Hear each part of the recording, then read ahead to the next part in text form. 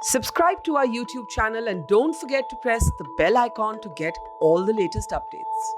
गौरव, आपके लिए बहुत मुश्किल होगा इस हॉस्पिटल में वापस आना आज, क्योंकि आपके फादर की यहाँ डेथ हुई और आपकी मदर एक दूसरे हॉस्पिटल में एडमिट थी, उनकी भी डेथ हुई। आपके दोनों पेरेंट्स की जान गई। बताइए यहाँ पे क्या हुआ? मैम, मेरे पेरेंट्स दोनों ठीक थे, दोनों के दोनों। फादर से मिलके गया हूँ डेथ से 3 घंटे पहले ही, 3-4 घंटे पहले। बेड पे अच्छे वाले बैठे हुए थे, सब कुछ था। डॉक्टर मेरे को डॉक्टर पवन से मिलता था। वो डॉक्टर उस दिन के बाद हॉस्पिटल में ही नहीं मिले। डॉक्टर पवन नाम है उनका। एंड वो मेरे को कहते थे पूरे वार्ड में जितने ही पेशेंट है आपके फादर उनसे ऑल वेल, मतलब खाना भी उनसे अच्छा खा रहे हैं, सब कुछ है, पहले से बेटर फील है। मतलब उनका पहले 100% ऑक्सीजन लेवल की नीड थी, ऑक्सीजन प्रेशर की, जो दे रहे थे 100% पूरा। फिर धीरे धीरे उनका 80% लेवल पे है। वो कह रहा है 1-2 दिन में उनको नॉर्मल वार्ड में शिफ्ट कर देंगे।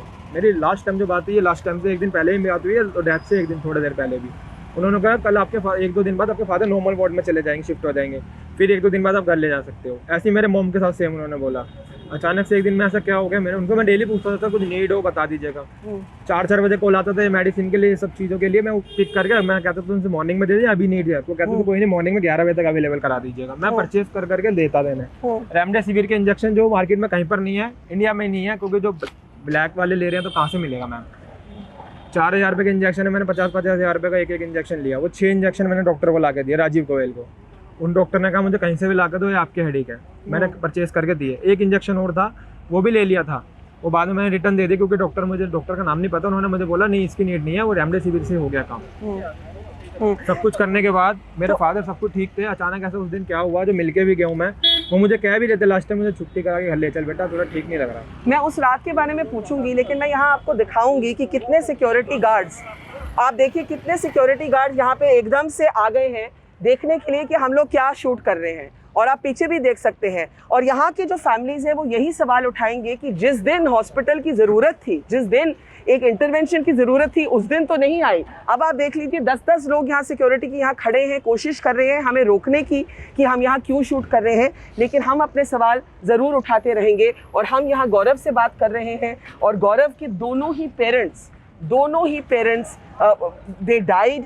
उनमें से उनके फादर यहाँ थे। गौरव, उस रात के बारे में बताइए, क्या हुआ? आप कितने बजे अपने फादर से मिले और उस समय उनके क्या हालात थे? मैं 23 तारीख की शाम को 7:30 से 7:45 बजे के बीच यहाँ पर था, आया था मिलने फादर से। मॉम के हॉस्पिटल से मैं यहाँ मिलने आता था डेली। रिक्वेस्ट करके अंदर जाने देते थे। SICU में थे मेरे फादर, फर्स्ट फ्लोर पे। वहाँ कोट पहना के मेरे को अंदर जाने देते थे। मिल के आया हूँ, सब कुछ ठीक थे, अच्छे वाले बैठे थे मेरे से। पहले तो बात, मतलब 7-8 दिन से मुझसे बात भी कर रहे थे। पहले स्टार्टिंग में 1-2 दिन बात नहीं कर रहे थे। 11 तारीख को मैंने यहाँ पर एडमिट कराया था फादर को अपने। 2-3 दिन कंडीशन क्रिटिकल रही, फिर उसके बाद लेवल नॉर्मल आ गए थे। वो डॉक्टर ने भी बोल दिया था नॉर्मल वार्ड में शिफ्ट हो जाएंगे, तो कोई टेंशन वाली बात नहीं है। और बड़े वाले मास्क से छोटे वाला मास्क लग जाएगा, फिर कोई टेंशन नहीं, आप घर ले जा सकते हो 1 दिन में। मैंने उनको बोल दिया ओके। मेरे फादर मेरे पीछे पड़ रहे थे, बेटा छुट्टी करा ले। मैं कहा नहीं पापा, जब तक डॉक्टर नहीं बोलेगा तब तक नहीं कराऊंगा छुट्टी में। फिर मैंने कहा उनको, मैंने जब भी उनसे, मैंने डॉक्टर कह रहे टेंशन लेते हैं, मैंने उनको अपनी कसम दे के मैंने कहा टेंशन मत लो। मैं किस चीज़ की टेंशन कह रहे हैं, वो घर बार देखना पड़ता है, कितना खर्चा कर रहा है। पर उस समय आपने, उस दिन आपने लास्ट डे पे अच्छी तरह से बात की फादर से? बिल्कुल मैम, ऑल वेल थे, बिल्कुल अच्छे। मेरे को अगर वही है ना, लास्ट टाइम अगर मुझे पता होता है ऐसा, तो मैं वीडियो कहते हैं ना, माइंड में कुछ नहीं आता था जब कुछ होना होता है। ऐसे मेरी मॉम के साथ हुआ। वो भी अच्छी भली थी, खाना खिलाया बड़े भाई ने, सब कुछ किया। बस अपनी छोटी सिस्टर को मैं घर छोड़ने गया हूँ, 10 मिनट में आना जाना किया मैंने। और मैं हॉस्पिटल आया हूँ तो डॉक्टर ने मुझे बोल दिया आपकी योर मदर इज नो मोर। और मेरा भाई वो रो रहा था बहुत। आप एक बात बताओ, हम मतलब आज हॉस्पिटल वापस आने में मैं मन ही नहीं कर रहा था हॉस्पिटल के नाम से तो वापस आने का। बहुत अजीब लग रहा होगा ना? कुछ तो करना पड़ेगा ना मॉम डैड, जब इतना सब कुछ होगा तो मुझे तो कुछ स्टेप उठाना पड़ेगा ना उनके इंसाफ के लिए। किसको आप दोषी मानते हैं? हॉस्पिटल के मैम, जब एक चीज़ बता रहे हैं, 500-500 रुपये की दवाई, 5-5 हज़ार रुपये की दवाई बता रहे हैं, लेके आओ, मैं लेके आ रहा हूँ।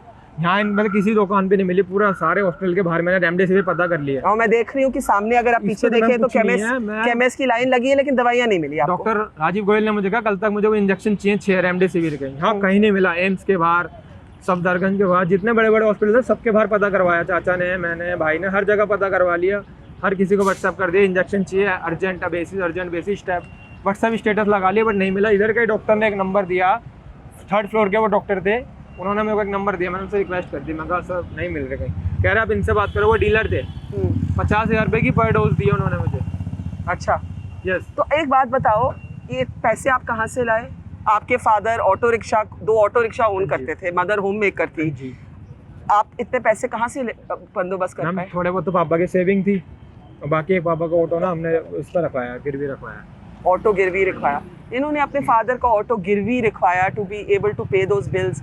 आपने कहा आप हॉस्पिटल को ब्लेम करते हैं, हॉस्पिटल की तरफ से कोई एक्नॉलेजमेंट आई है कि ऑक्सीजन की शॉर्टेज? नो मैम, कोई अपडेट नहीं था कि ऑक्सीजन नहीं है। मैंने उनसे डेली पूछता सर कुछ रिक्वायरमेंट हो, मैं अपने मोम के हॉस्पिटल में ही पूछता था सिलेंडर की रिक्वायरमेंट, उनका बोला रेमडेसिविर के इंजेक्शन। गवर्नमेंट हॉस्पिटल के डॉक्टर कहते हैं ये सब बेकार है, पागलपंती है। क्या मतलब? मैंने उनसे पूछा मेरे फादर को वहाँ पर एडमिट, ये महंगे इंजेक्शन लग रहे हैं, मेरे फादर रिकवर बहुत अच्छे से कर रहे हैं, मोम को लग जाएंगे।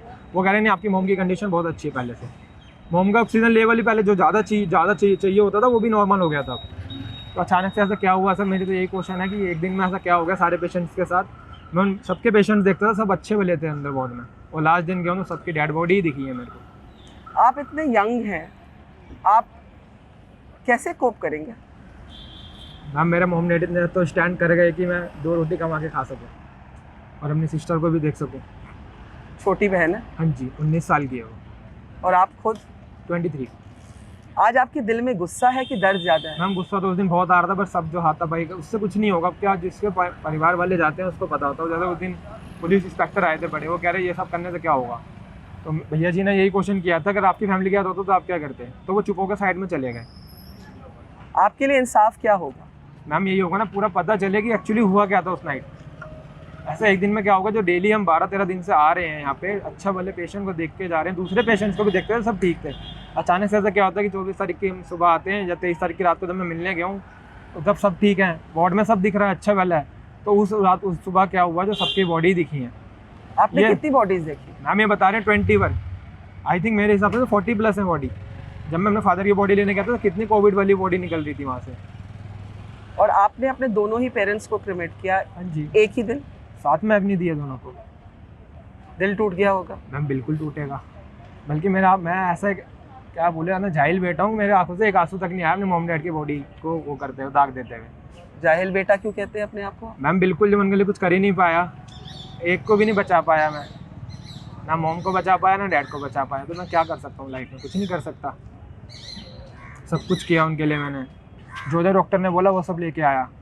और मैं उन डॉक्टर से मिलता हूँ तो डॉक्टर बात भी नहीं करते थे सीधे मुँह। डॉक्टर राजीव गोयल, मनीष गोयल, सब बिल्कुल बात नहीं करते थे सीधे मुँह। आपने ये क्यों कहा कि आपको लगता है कि आप अपने पेरेंट्स को बचा नहीं पाए?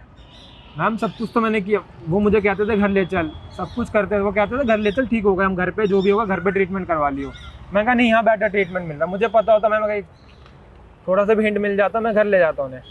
और ऑक्सीजन सिलेंडर मेरे भैया जी की फैक्ट्री में पड़े थे 4, वो वहाँ जॉब करते हैं, उनके फैक्ट्री में 4 सिलेंडर पड़े थे। अगर कुछ भी अपडेट करते मैं शायद अपने फादर की जगह फादर के साथ साथ और किसी को भी बचा लेता। It's great to see you here. Thank you for watching our work. If you haven't subscribed yet, don't forget to click the bell icon and subscribe to Mojo Story and support independent, robust journalism.